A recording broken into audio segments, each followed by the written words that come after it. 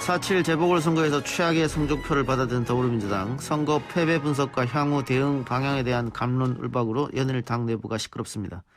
혁신과 변화를 위한 치열한 토론이 될지 아니면 당내 권력 분열의 다툼으로만 비춰질지 민주당이 본격적인 시험대에 오른 것 같죠. 더불어민주당 윤관석 의원 전화 연결해서 이야기 나눠보겠습니다. 의원님 나와 계십니까? 네, 안녕하십니까. 윤관석입니다. 네, 선거에 패배하게 되면 당연히 선거 패배의 원인, 분석, 성찰 이런 얘기가 많이 나올 텐데요. 지금 뭐 각인각색으로 여러 가지 진단이 나오고 있는 것 같은데 의원님은 어떻게 보고 계십니까? 예, 그렇습니다. 선거가 패배하게 되면 모든 것이 이제 패배의 원인으로 떠오르게 돼 있는데요. 예. 저희가 일단 기본적으로 이번 4월 7일 날 재보선을 통해서 보여주신 국민들 민심의 회초리를 아프게 받아들이도록 하겠습니다. 통렬하게 반성하고 깊은 성찰 속에서 강력한 혁신을 추진해 나가겠다는 약속을 먼저 드리도록 하겠습니다. 예. 이번 선거의 큰 패배의 원인에 대해서는 여러 가지 얘기가 있습니다만은 시작은 뭐 LH의 그 사태로 인한 국민들의 분노로 시작이 됐다고 봅니다. 예. 하지만 그 저변에는 저희들의 정책 방향, 특히 이제 부동산 정책에 대한 서울 시민들의 이제 불편함과 비판적인 측면들이 매우 강하게 함께 작동했다고 판단을 하고 있습니다. 아울러서 이러한 부동산 사례를 통해서 내로남불이라든지 이런 현 정부나 저희 당에 대한 그런 오만하고 또 내로남불 자세에 대한 비판도 컸다고 생각을 합니다. 그래서 저희가 기본적으로 태도에 있어서는 오만하고 불통하는 이미지가 있지 않았는가, 또 그런 것이 구체적으로 있다면은 반성 쇄신해야 된다고 판단하고요. 비대위원장도 내로남불의 수렁에서 빠져나오겠다 했지만 이런 부분들이 더 이상 내로남불의 사례가 되지 않도록 노력하도록 하겠습니다. 또한 정책적인 측면도 저희가 잘못된 것이 있는 것들에 대해서 철저하게 분석하고 대안을 만들어 가도록 하겠습니다. 예. 의원님 말씀처럼 그 LH 사태가 터지기 전에는 서울시장 1대1 가상 대결에 박영선 후보가 앞섰었는데 아마 여러 가지 정책들에 대한 민심의 이반이 LH 사태를 기폭절해서 터진 것 같습니다. 그걸로 부동산부터 시작된 것 같은데 지금 좀 논란이 있는 것은 초선 의원 5명이 그 조국 전 장관을 콕 집어서 문제 제기를 해서 지금 민주당 지지층들이 조국이 문제였다면 총선 때 어떻게 180석을 했느냐. 그거는 진단이 잘못된 거다. 이렇게 맹비난하고 있단 말이죠. 예. 그거 뭐 초선 오적이다. 이렇게까지 부르던데 어떻게 보겠어요? 예, 저희 당의 초선 의원이 81명이 있습니다. 그중에 특히 2030 의원 5명이 있는데요. 우리 초선 의원들, 2030 의원들이 먼저 입장문을 내고 반성과 쇄신을 발표를 했습니다. 그 과정에서 패배의 원인을 뭐 부동산뿐만 아니라 여러 가지 이제 개혁의 필요감들 얘기하는데 그 중에 이제 조국 얘기는 뭐 그걸 전체의 원인이라고 얘기하지는 않았고요. 예. 검찰 개혁의 당위성은 맞다. 하지만 조국 문제 이런 부분이 또 다른 어떤 그 분열이나 이런 것이 되지 않은 이런 문제들에 대해서 좀 반성한다는 측면을 얘기를 했는데 강조점의 차이가 좀 있었던 것 같습니다. 그러다 보니까 또 우리 권리당원들께서는 좀 책임론을 잘못 방향을 잡은 것이 아니냐. 이런 좀 비판이 있었습니다. 하지만 저희 전체 의원들은 지금 현재 연쇄적으로 선수별 모임도 하고 또 다양하게 이 선거 패배 이후에 여러 가지 원인과 반성의 내용들 그리고 당의 쇄신의 방향에 대해서 논의를 하고 있기 때문에 이러한 부분도 커다란 틀 속에서 함께 잘 논의해 나가도록 하겠습니다. 예. 지금 당이 비상한 상황이기 때문에 비대위 체제를 꾸렸고 전당대회도 이제 예정보다 일주일 앞당긴 거 아니겠습니까? 네네. 근데 원래 전당대회에서 당 대표만 뽑고 최고위원은 중앙위에서 선출하기로 했었는데 지금 이걸 바꿨어요. 최고위원도 전당대회에서 선출하기로 한 거. 이거 바뀐 이유가 있습니까? 예, 아마 최고위원들이 패배 총체적 책임을 사퇴하고 비대위가 급격하게 끌어지면서 전당대 일정을 또 5일로 앞당기니까 3주 정도밖에 여유가 없게 됐습니다. 또 한 주는 이번 주 금요일에 있는 원내대표를 선거를 준비해야 되고 하다 보니까 그 코로나 상황의 한계도 있고 해서 당대표는 전에처럼 전당대회에서 뽑되 최고위원 선거는 좀 준비도 안 되고 했기 때문에 아마 중앙위로 또 당원상 이렇게 할 수 있게 돼 있거든요. 예. 그래서 당원상에 보장한 중앙위 선거로 일단 1차 결정을 해서 발표를 했던 것 같습니다. 근데 이제 권리당원들이 전당대회 하면 여러 경로를 통해 참여할 수가 있거든요. 예. 그러다 보니까 당이 위기라고 하면서 이제 당원들이 참여할 수 있는 기회를 주지 않는 것은 잘못된 것이다. 이런 여러 가지 지적에 어제 다시 비대위에서 함께 참여하는 것으로 전당대회에서 당대표 똑같이 뽑는 것으로 최고위원 선출 방식을 바꿨죠. 예. 물론 당무위원회 추인을 남겨놓고는 있습니다만은 아마 좀 이 선거 패배 이후에 급격하게 비대위가 들어오면서 만들어졌던 내용이었던 것 같고요. 여러 가지 경로로 당원들의 입장이 반영돼서 다시 수정 의결이 됐기 때문에 이게 반영되는 과정으로 예. 보면 될 것 같습니다. 뭐 전당대회니까 전 당원 입장을 묻는 게 꼭 나쁘다고는 할 수 없고요. 다만 지금 지지자들 이야기로 나오는 거는 대의원, 권리당원 의원 또 일반 국민투표 일반 당원 이렇게 해서 전당대회가 치러지는데 네네. 대의원 비율이 너무 압도적이다. 예를 들면 뭐 일반 당원 한 표하고 대의원 한 표하고 일반 당원 60표하고 같으면 이건 비율이 너무 센 거 아니냐 이런 주장이 좀 나오던데. 근데 이러한 당원 규정은 상당히 오래전부터 만들어져서 지속적으로 진행이 왔던 것이기 때문에 예. 더군다나 이제 선거를 눈앞에 두고 급작스럽게 수정되기는 쉽지는 않을 겁니다. 예. 왜냐하면 이미 준비했던 후보들이 있기 때문에 진행 과정에 룰을 바꾸는 형태가 돼서요. 이 부분에 대해서는 개선 사항이 있다면은 전당대회 준비위라는 게 구성이 돼 있거든요. 전준위에서 당대표나 최고위원 선출에 관한 대의원의 퍼센트와 권리당원의 비율 이런 부분들을 필요하다면 논의해서 이후에 해야지 지금 당장 손을 내게 되면은 또 많은 또 혼란이 있을 거라고 보여져서 이 부분에 대해서는 이제 비대위에서도 아직까지는 더 논의하고 있지 않는 걸로 알고 있습니다. 예. 근데 일각에서는 지금 비대위원장도 도종환 의원, 친문 대표 의원이고 또 이렇게 전당대회 룰이 바뀌어진 것은 결국은 강성 친문들의 의견을 따라서 바뀐 게 아니야. 당이 친문들의 의지로 운영된다. 이런 비판이 있던데 거기 동의하십니까 혹시? 예, 기존에 정부에서 일을 했거나 또 그런 쪽으로 분리됐던 의원님들이 들어가다 보니까 일부 그런 지적이 있는 것 같습니다. 하지만 현재 비대위원장은 이번 주 금요일 16일 날 원내대표가 저희가 누가 되든 뽑히게 되면은 예. 바로 사퇴하고 새로 뽑힌 원내대표가 비대위원장을 겸임하게 돼 있습니다. 예. 예, 그래서 그 부분은 변화가 있을 거고요. 또 한번 결정한 것을 권리당원들이라든지 친문 세력이라고 소위 얘기하는 부분들의 주장에 의해서 바꿨다라고 지적을 하는 것도 있긴 한데 그런 소리도 물론 있습니다만은 일단 처음에 결정이 좀 급하게 내려지다 보니까 권리당원들에 대한 고려가 충분치 않은 측면이 있어서 두루두루 여러 가지 의견을 반영한 결과라고 이해를 해주시면 좋을 것 같습니다. 저희가 집단적인 논의를 통해서 다시 결정해 나가는 과정입니다. 예.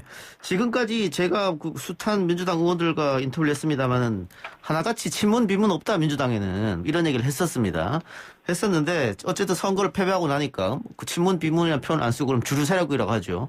주류 세력이 그러면 책임지고 다 물러나야 된다. 다음 이 전당대회나 원내대표도 마찬가지고 당대표도 마찬가지고 주류 세력은 나오면 안 된다. 이런 지적도 있단 말이죠. 예, 그런 목소리도 일부 나오고 있습니다. 일부 SNS에도 전달하시는 분도 계시고요. 예. 하지만 그 원내대표 선거나 전당대회 그 과정이 그러한 그 정치적인 어떤 선거에 대한 책임론 또 주도했던 지도 세력이나 책임졌던 세력에 대한 좀 평가와 이런 것도 함께 하고 있기 때문에 예. 선거 과정에서 그런 여러 가지 시시비비가 또 지지와 비판의 여부가 갈려질 거라고 생각을 합니다. 예. 좀 지켜보고요. 예. 이게 주제를 좀 돌려서요. 지금 오세훈 시장이 이제 취임한 지 5일 정도 됐나요? 서울형 상생 방역을 추진하겠다 이렇게 밝혔는데 이 방역 당국의 기조하고는 완전히 다른 거란 말이죠.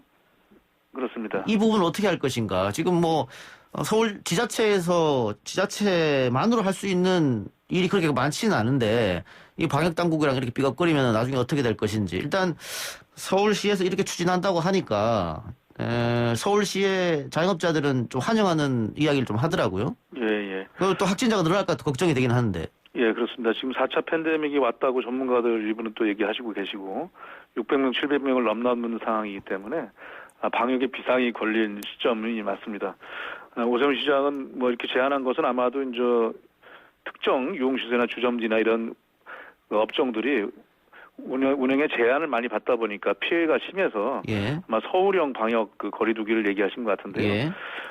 고민은 이해를 하고 있습니다. 과거에도 지자체 여러 유형 따라서 좀 하는 여러 가지 방식을 해야 되는 것에 대한 지적도 있었습니다만은 이 코로나가 서울과 인천과 경기도와 부산을 가리지는 않거든요. 예. 어디나 다 사람이 지나치게 밀집돼 있거나 이렇게 되다 보면 발생하기 때문에 방역에 대한 지침은 저 중앙대책본부를 통해서 그 큰 기준은 이제 서로 공유돼 있어야 되거든요. 예. 그런 점에서 볼 때는 지금 서울형을 추진한 것들에 대한 내용들을 볼 때 중앙방역본부하고 긴밀하게 협의를 해야 될 것이라고 보여집니다. 예.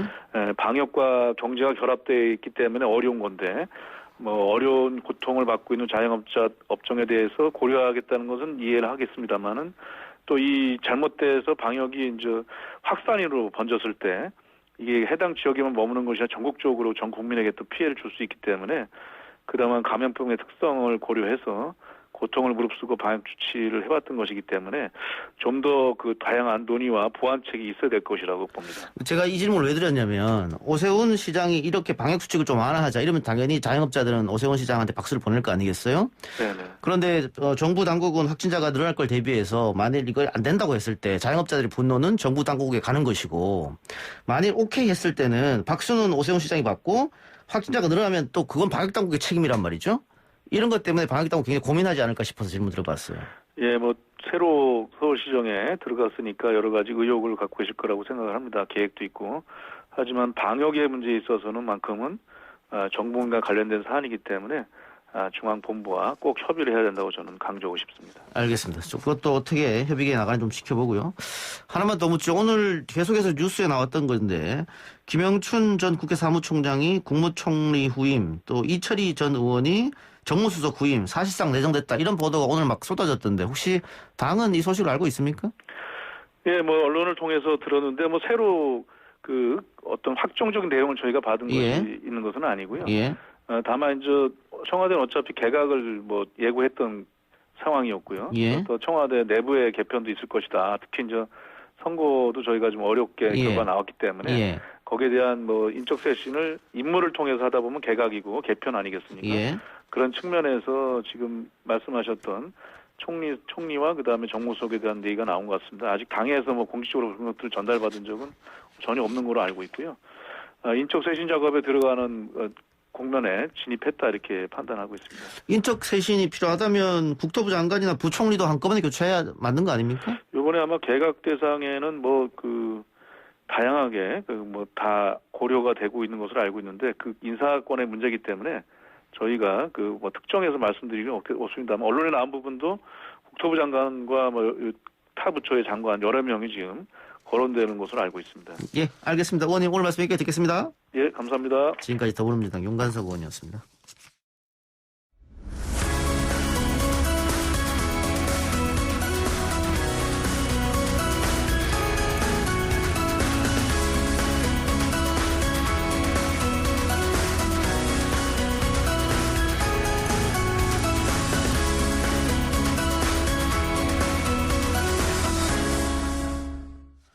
이번에는 야당 만나보겠습니다. 국민의힘 성일종 의원 연결합니다. 의원님 나와 계십니까?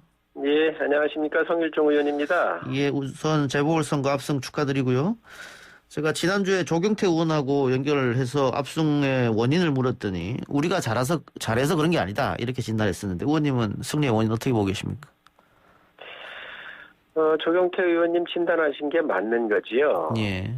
이렇게 원칙이 무너지면 회복하기가 어렵구나. 이것을 다시 한번 확인시켜준 선거였고요. 예.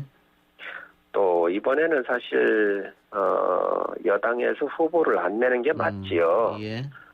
애초에 대국민 다 약속이 됐던 거고 그 부분을 당원 당규까지 바꾸면서까지 후보를 냈었기 때문에 상당히 위선적이고 거짓이다라고 하는 이러한 그 국민적 비판받았던 게 사실이거든요. 그렇기 때문에 저는 그 원칙이 무너지면 어떤 결과가 나오는지에 대해서 우리 국민들께서 분노로 표시한 그런 선거였다라고 생각을 합니다. 예. 국민의힘이 이번 선거에서 고무적이라고 할까요? 좋은 부분이라고 그럴까요? 원래는 국민의힘이 꼰대 정당 이른바 혹은 젊은이들한테 외면받은 정당 이런 이야기를 들었는데 이번에 2030 세대가 압도적으로 국민의힘을 밀었습니다. 이건 굉장히 고무적인 부분 아닙니까? 훨씬 미래에 계속해서 40년, 50년 투표할 사람들이니까. 그 고무적이다라고 하기에는 아직 이른 것 같습니다. 예. 무슨 말씀이냐면 2030은 참 희망의 세대거든요. 예. 그래서 2030이 갖고 있는 공정과 정의에 대한 국가적이고 사회적인 이 가치, 이게 무형적 가치잖아요. 예. 이 가치를 지켜내려고 하는 생각들이 굉장히 콘크리트하지요. 예. 예를 든다고 한다면 인국공 사태라든지 LH를 통해서 보여줬었던 이러한 정보의 비대칭성에서 오는 이러한 부정 같은 경우를 용서할 수 없는 것이 2030 세대거든요. 예.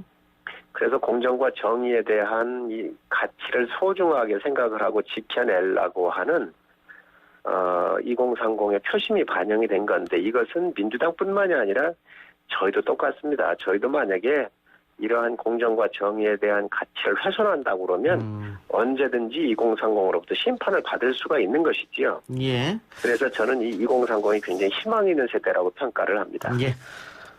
아까 제가 승리의 원인 여쭤봤을 때 우리가 잘해서 이긴 게 아니다 이런 말씀을 해주셨고, 모든 의원들이 아마 겸손해야 된다, 이겼더라도 이런 말을 많이 한 것 같습니다.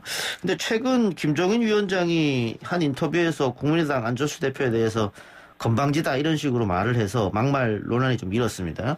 이거는 제가 방금 말한 겸손하고 좀 차이가 있는 게 아닌가 싶은데.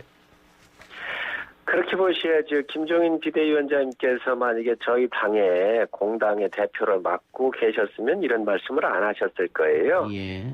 그런데 이제 자연인으로 돌아가셨고요. 또 예. 자연인의 신분 아니겠습니까? 예. 그리고 또 자연인으로 계실 때부터 안철수 대표를 여러 번 보셨다 그래요. 예. 아마 10여 차례 이상을 만나셔서 많은 이야기도 나누셨고 하기 때문에 자연인으로서 말씀하신 거기 때문에 제가 말씀드리는 것은 적절하지 않고요. 또 뭐 자연인으로서 나가서 말씀하시는 거야 다 자유롭게 얘기할 수 있는 거 아닌가요? 예. 근데 선거 과정에서 합당이 금방 이루어질 것처럼 느껴졌었는데, 지금 김종인 비대위원장이 어쨌든 뭐 자연인이든 어쨌든 이런 말을 함으로써 합당이 당분간 좀 어렵지 않느냐 이런 예측이 있어요? 합당하는 문제는 뭐 양당의 그 여러 가지 여건이 있을 수 있어요. 또 합당을 하고 싶다고 해서 아무 때나 할 수 있는 건 아니고, 예. 시기나 방법 같은 경우는 또 각각 과정들이 있기 때문에 그런 과정적 절차를 밟아야 되겠지요. 예. 그래서 현재의 상태에서는 그 의중만 물어본 것이지, 예. 그게 너무 좀 언론이 앞서간 느낌이 있다라고 저는 생각을 하고 있습니다. 지금은 원내대표가 의중만 물어본 것이다. 예, 그렇습니다. 그래서 아마 그 의견들이 곧 올 거예요. 예. 그러고 나면 이제 그러한 의중들을 서로 주고받아야 그 시기라든가 방법 뭐 여러 가지 것들이 얘기가 되지 않겠어요? 그래서 지금 현재는 그런 의중들이 물어본 것이지 아마 우리 원내대표께서 답을 기다리고 계실 겁니다. 예.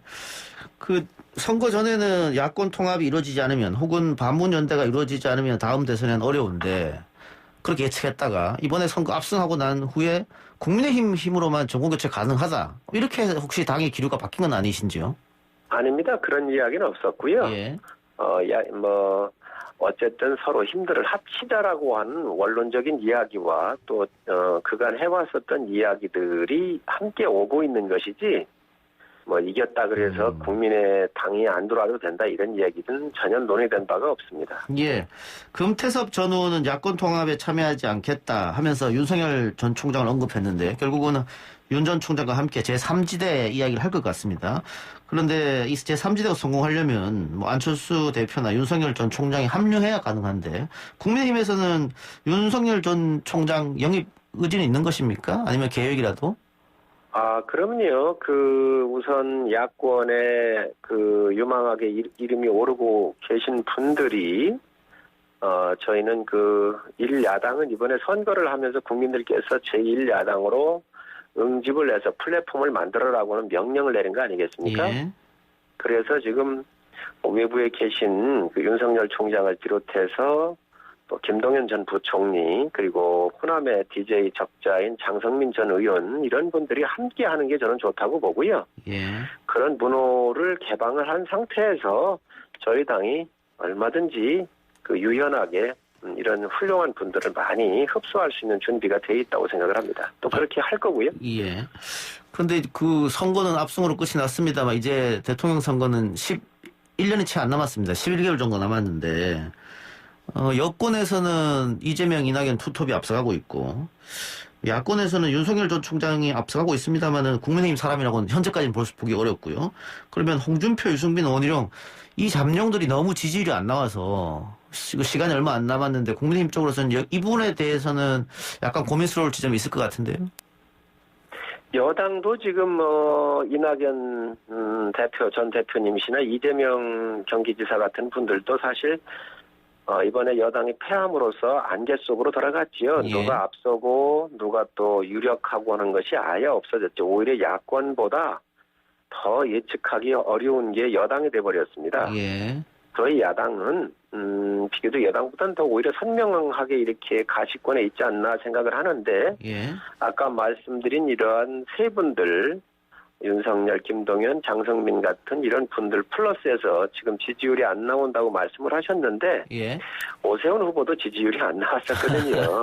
예. 그게 정치적인 드라마를 통해서 또 더 돋보이게 됐고 이랬는데 올해 그 역동성은 저희한테 여당은 권력 투쟁이 되겠지만 예. 저희는 역동성 있는 그런 경쟁이 장이 더 쉽게 마련되지 않을까 생각을 합니다. 충분히 시간이 있다. 예. 네. 자, 그나저나 전당대회가 얼마 남지 않았는데, 한편으로는 초선들이 중심이 되어서 당권에 도전해야 된다, 이런 이야기도 나오는 것 같습니다. 공당이라고 하는 게 그 여러 가지 의견 나오는 게 정상이고 또 예. 그런 의견이 여러 갈래로 초선, 재선, 중진 다 이렇게 해서 나오는 게 전 좋은 현상이라고 보여지고요. 예. 아무래도 이번에 선택하는 원내대표, 당대표는 향후에 우리가 대권에 대한 구도를 놓고 여당하고 경쟁해야 되는 거 아니겠습니까? 예. 그렇기 때문에 대권 주자를 잘 세워서 저희가 권력을 되찾아오는 것이 목표가 돼야 되기 때문에 아마 의원들께서 초선이 됐든 중진이 됐든 그 누구든 전략적 선택을 할 거라고 생각을 합니다. 예. 근데 초선 의원들이 성명을 냈는데 낡은 정치와 특정 지역 정당 한계를 극복하겠다 이렇게 얘기해서 특히 TK 의원들이 좀 발끈한 것 같던데요? 그런 건 없고요. 저희가 냉정하게 보면은 예. 4.13 총선에서 저희가 패한 거 아닌가요? 그렇죠. 예. 패한 게 도시권에서 특히 중부권에서 많이 패한 것이죠. 수도권 예. 쪽에서 전멸하다시피 했으니까. 예. 예. 그러다가 보니까 이제 영남 지역의 의원들이 좀 많이 포진한 그 부분이지 예. 저희가 선거 패배한 결과에 대한 이야기입니다. 그래서 그것을 특정 지역으로 이렇게 얘기한다는 것보다는 골고루 인재를 좀 등용해서 비율은 영남이 많지만 다른 지역을 배려하고 다른 지역에 있는 분들 좀 기회를 많이 주셨으면 좋겠다라고 예. 하는 게 초선들의 생각입니다. 예. 하나만 더 여쭙죠. 아까 제가 몇 명 국민의힘 잠룡에 대해서 언급했는데 홍준표 의원은 지금 국민의힘 소속이 아니고 무소속이니까 본인은 계속 입당하고 싶어하는 것 같은데 당내에 어떤 이야기가 나오고 있습니까? 여기에 대해서는? 당내에서 아직까지는 그런 이야기가 나오고 있는 건 없습니다. 예.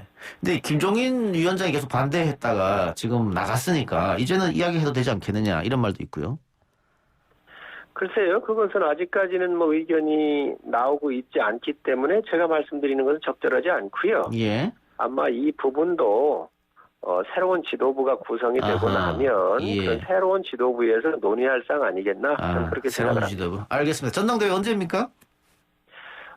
한 2개월 내에 하게 돼 있으니까는요. 아무래도 6월 초 이전까지는 마무리해야 될 거로 생각을 합니다. 알겠습니다. 의원님 오늘 말씀 고맙습니다. 네, 감사합니다. 지금까지 국민의힘 성일종 의원이었습니다.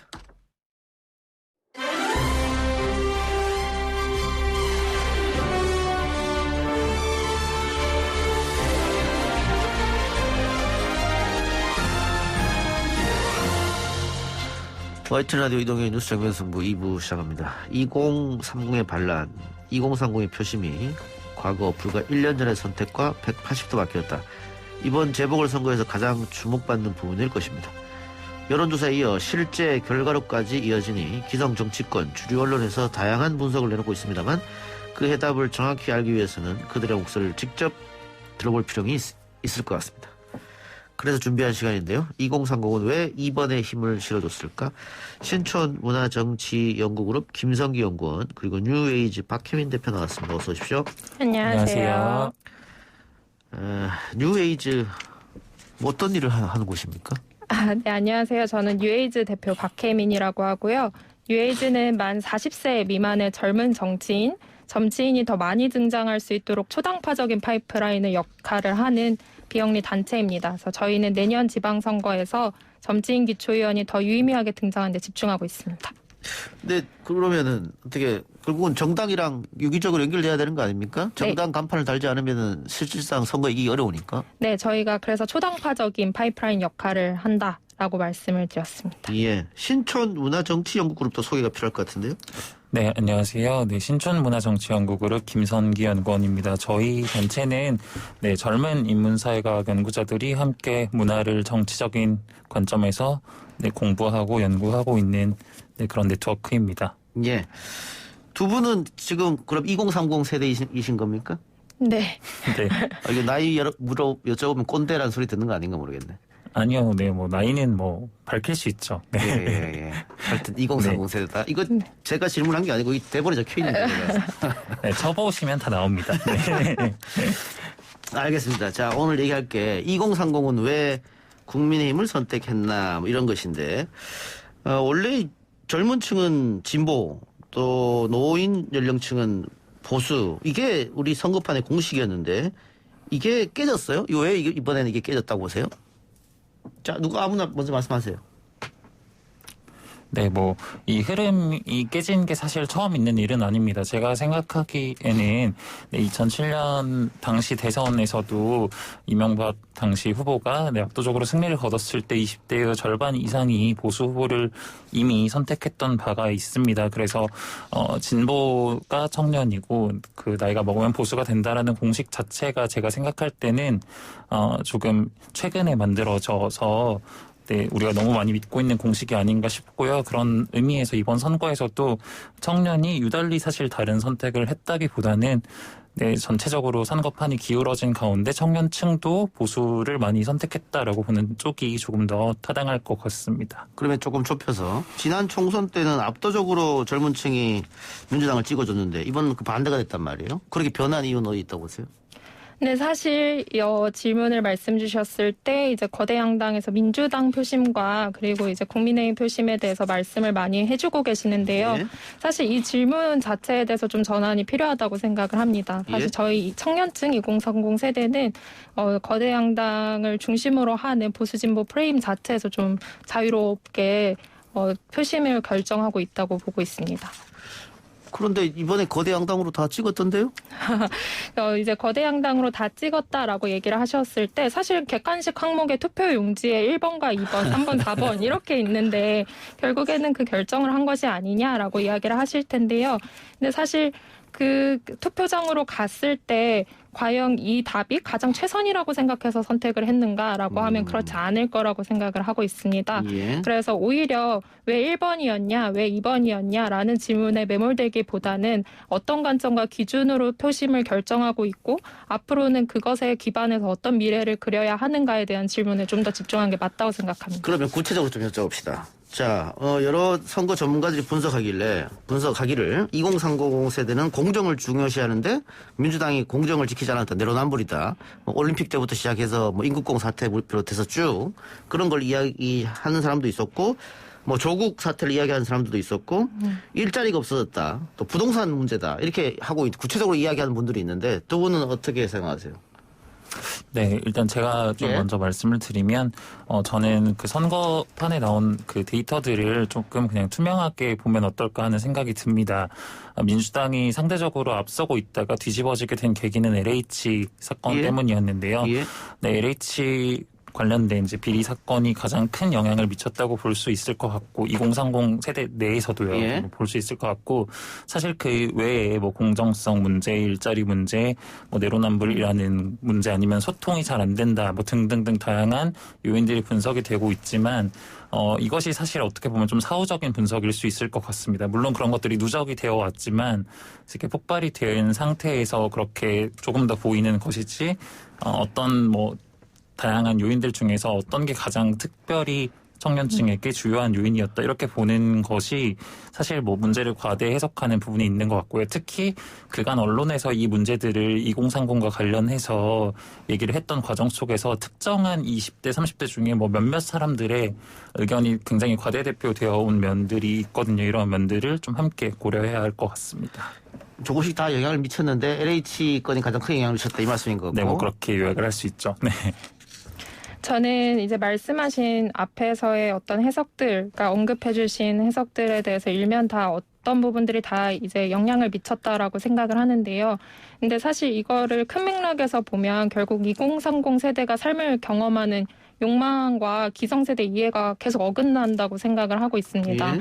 그래서 2030 세대가 사실 불안정하고 양극화되어 있는 사회에서도 자신의 삶을 잘 가꾸기 위해서 정말 치열하게 살고 있는데요. 사실 기성세대가 어느 순간에는 이 욕망이 굉장히 세속적이다라고 하고 어떤 때는 또 소박하다. 어떤 때는 이 정도로만 충족되겠냐라고 시혜적인 태도를 보여주고 있는데 사실 욕망 자체를 그대로 존중받지 못하고 건강하게 욕망하지 못하는 상황에서 기성세대가 LH나 조국 사태 등 되게 다른 비뚤어진 욕망을 보여준다고 했을 때 굉장히 실망감이 컸고 이거에 대한 반사작용이라고 생각을 하기 때문에 2030의 욕망을 좀 더 건강하게 표출하고 갈등할 수 있는 어떤 지대가 만들어지지 않는다고 하면 사실 민주당, 국민의힘 상관없이 이 다음에도 기성세대는 2030의 이해를 받기 어려울 거라고 생각하고 있습니다. 근데 이게 2030이 말하는 욕망이라든가 공정, 저희가 볼 때는 좀 이해가 안 가는 부분이 있거든요. 예를 들면 올림픽 하키팀 같은 경우도 그렇고 우리 세대에서는 누가 조금 손해 보더라도 그 남북이 대화하고 이걸로 평화 체제로 가면 더 좋지 않느냐 이거예요. 그런데 2030은 그게 불공정하다는 얘기고 인천국제공항 같은 경우에도 비정규직이 정규직 되면 좋지 않느냐 이게 기성세대의 생각인데 청년들은 경쟁이 공정 아니냐 결국은 이 사람들 하지 않았지 않느냐 그거잖아요. 경쟁을 해야만 공정하다라고 과연 생각을 하고 있을까요? 예, 그러면요? 저는 어쨌든 인구권 같은 거는 왜 그럼 불공정하다고 생각하시는 거예요? 네. 인구권 같은 경우를 이제 불공정하다 생각한다라는 방식으로 2030에게 이 부분에 대해서는 왜 이렇게 생각하느냐라는 자체의 프레임으로만 해석을 해주시는 것보다는 예. 2030 역시도 더불어서 더 나은 삶을 구성하고자 하는 욕망이 있습니다만 어쨌든 지금 불안정한 사회에서 자신의 욕망을 위해 치열하게 살고 있는 상황에서 어쨌든 일방적인 방식으로 어떤 구조를 만드는 것에 대한 한계를 느끼는 게 아닌가라고 생각하고 있습니다. 네, 저는 언론이 2030을 프레임 잡아서 다른 세대하고 다르다는 인식을 계속해서 만들어 왔기 때문에 이게 더 크게 다르다는 인식이 생겨나고 있는 것 같은데요. 예.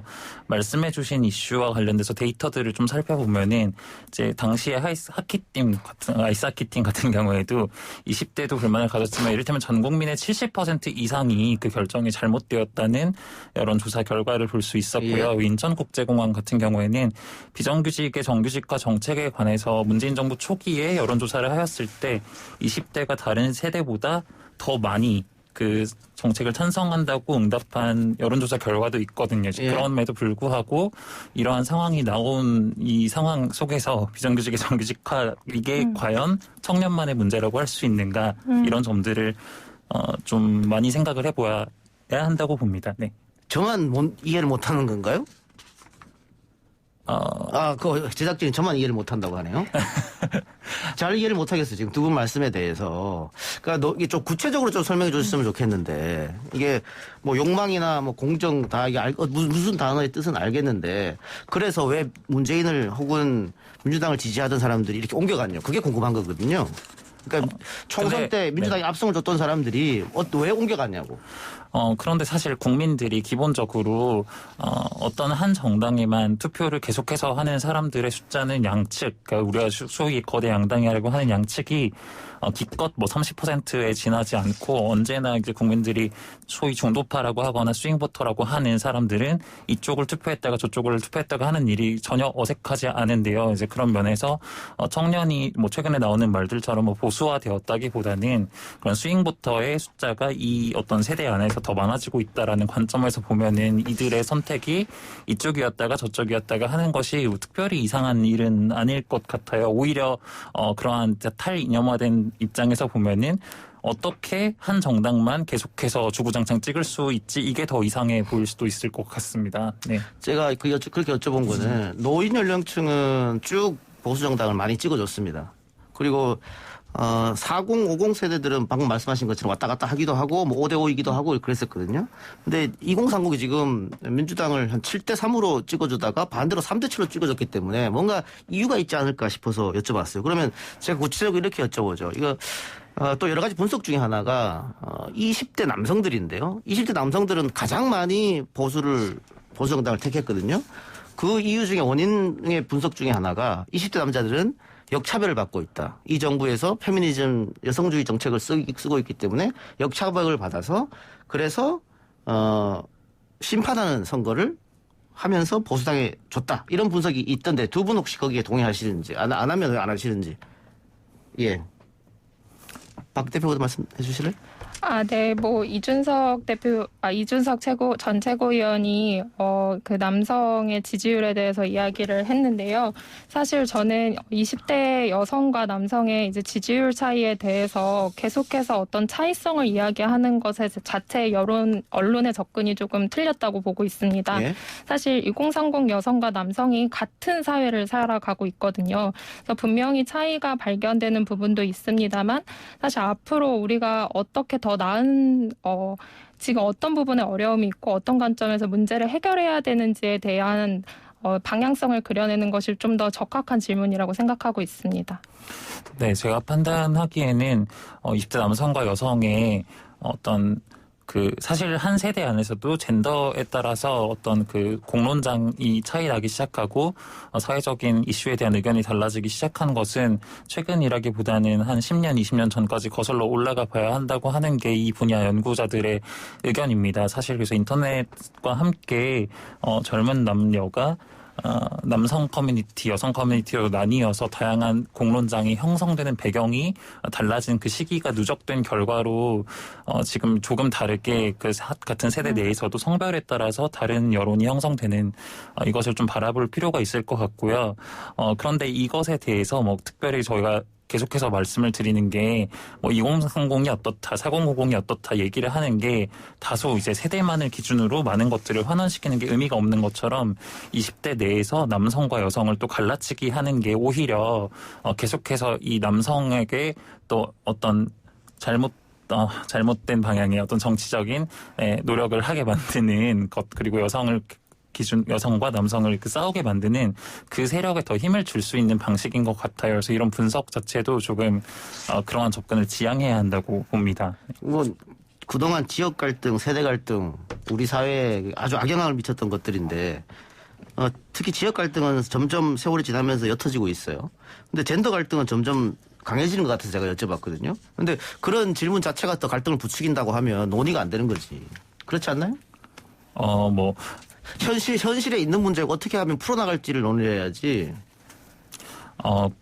그런데 이제 남성과 여성이라는 분할선이 분명하지 않기 때문에 그 분할선을 어떻게 정치적으로 이용하는지를 좀 분석하는 게 저는 좋다고 생각을 하고, 그게 아니라 남성과 여성이 얼마나 다른 사람들인지, 얼마나 다른 의견을 갖고 있는지에 집중해서는 이 문제가 오히려 풀리기 어렵다고 생각을 합니다. 네. 예. 박 대표는 젠더 갈등이 우리 사회에 특히 젊은 층에 크게 문제가 없다고 보십니까? 아니면 문제가 있기 때문에 풀어야 된다고 보십니까? 젠더 갈등이 문제다는 맞는 말씀이시고요. 예? 젠더 갈등으로만 이 선거를 해석하는 것은 좀 적합하지 않은 질문에 가깝다라고 답변을 드리고 그럼 싶습니다. 선거 빼고 얘기합시다. 그럼 다시 질문을 좀 부탁드려도 될까요? 2030 젊은 층의 젠더 갈등이 심각한 문제인지, 그러니까 우리가 같이 한번 고민해봐야 될 문제인지. 네, 맞습니다. 네. 2030에게 젠더 갈등 문제는 아주 중요한 문제이고, 이 서울시장과 부산시장의 선거 원인도 사실 권력형 성폭력 사건에서 비롯되었기 때문에 당연히 우리가 앞으로 성평등 사회를 지향해 나가야 하는 것은 맞는데요. 성평등 사회를 지향해 나가는 과정에 있어서 아까 이제 연구원님이 말씀해 주신 것처럼 20대 여성과 20대 남성을 갈라치게 하는 방식으로는 결코 논의를 더 건강하게 진전시킬 수 없다라고 말씀을 좀 드리고 싶습니다. 그럼 어떻게 해야 될까요? 정책이나 뭐 이런 게 어떻게 갈라치기 안 하고 어떻게 하면은 젠더 갈등을 없게끔 할 수 있을까? 왜냐하면 지금 20대 남성들한테도 제가 인터뷰를 몇 번 해봤습니다만은 그들은 불만이 많거든요. 역차별 받는다고. 근데 그렇게 질문을 제기하면 그거는 갈라치기 아니냐 이렇게 하시면 이 논의 진전이 안 되니까. 오늘 그 주제가 사실 이제 어떤 페미니즘에 관련된 거라고 생각은 하지 못하고 오긴 했는데, 예. 제 의견을 좀 말씀드리면, 네, 사실 성평등이라고 하는 부분에 대해서, 어떤 그 중립적인 가치로서의 성평등에 대해서 20대 남성과 여성이 모두 반대하지 않는다고 생각합니다. 성평등한 사회에 대한 지향이 있고요. 그런데 이 부분에 대해서 역차별이라는 단어를 계속해서 사용한다거나 아니면은 뭐 페미니즘이 문제라는 담론으로 계속해서 정치적인 어떤 목적에 따라서 20대 남성과 여성을 계속해서 말씀하신 갈라치게 하는 태도가 오히려 이 성평등이라는 공통의 지향을 다소 우리가 다른 사람인 것처럼 만드는 효과가 상당하다고 생각하고요. 제가 개인적으로 정책기획위원회 등을 통해서 과거에 그 20대 남성 인터뷰를 저도 많이 해본 적이 있습니다. 근데 그때 이제 발견했던 것은 우리가 어떤 여론조사를 통해서 보게 되는 20대 남성과 여성 각각의 굉장히 강경한 스탠스보다도 실제 사람들을 만나서 대화를 해봤을 때 그러한 지향에는 어느 정도 합의할 수 있는 중간 지대가 있다는 생각을 많이 했었거든요. 이제 그런 것들을 언론에서 계속해서 저는 너무 오랫동안 20대, 30대를 이상한 사람들이라고 이제 낙인 찍는 보도를 많이 해왔다고 생각하는데 이 사람들을 되게 이해할 수 없다는 투로 접근하는 게 아니라 이 사람들의 목소리 자체를 조금 더 분명하게 드러내는 방식의 프레임을 많이 잡아서 주셨으면 하는 바람입니다. 예, 정서적으로 동감할 수 있도록 알겠습니다. 시간이 없어서 마지막으로 지금 UAG에서는 결국은 젊은 정치인 양성 이게 목적이라고도 볼 수 있겠죠? 네, 맞습니다. 예. 자, 그런데 그러면 지금 이번 총선 때 어쨌든 예전보다는 민주당도 그렇고 국민의힘보다도 젊은 정치인이 많이 좀 들어갔단 말이에요. 많이 들어갔는데 그래서 바뀐 게 있느냐? 또 이런 얘기도 있어요. 그러면 젊은 정치인이 많으면 좋아지는 우리 사회는 어떻게